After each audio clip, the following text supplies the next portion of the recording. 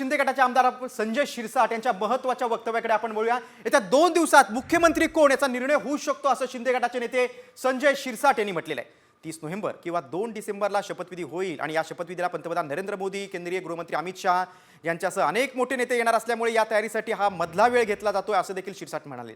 2 दिवसात मुख्यमंत्री पदाचं नाव जाहीर होईल आणि त्यामुळे निश्चित राहावं असं आमदार संजय शिरसाट म्हणाले।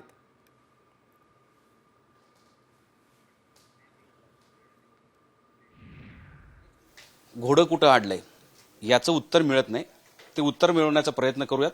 आपल्यासोबत शिवसेनेचे प्रवक्ते आमदार संजय शिरसाट आहेत। द्या आता उत्तर। घोटं कुठं अडलंय?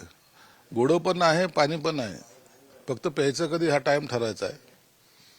आणि म्हणून आता याला मला वाटतं आज उद्यामध्ये याचा निकाल लागेल। मुख्यमंत्री कोण करायचा, कसा करायचा हा थोडासा प्रश्न जो आहे ना, सगळे लायक असल्यामुळे थोडा निर्णय घ्यायला वेळ लागतोय। अमावस्या पौर्णिमा जर हे पाहायचं असेल तर मग 29ला शपथविधी होईल किंवा 2 तारखेला होईल। आणि मला वाटतं आज 27 आहे, 28, 29 तर 29 किंवा 29-30 किंवा 2 तारीख या 3 दिवसामध्ये हा शपथविधी होईल।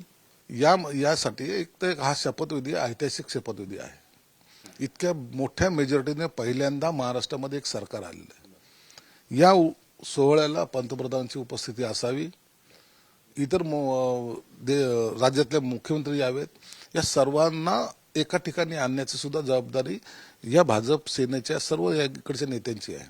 म्हणून हा सोहळा सुद्धा तेवढा दिमागदार पद्धतीने झाला पाहिजे, हाही त्याच्या मागचे कारण आहे। म्हणून हा वानखेडेवर सोहळा व्हावा असं आमची सर्वांची इच्छा आहे।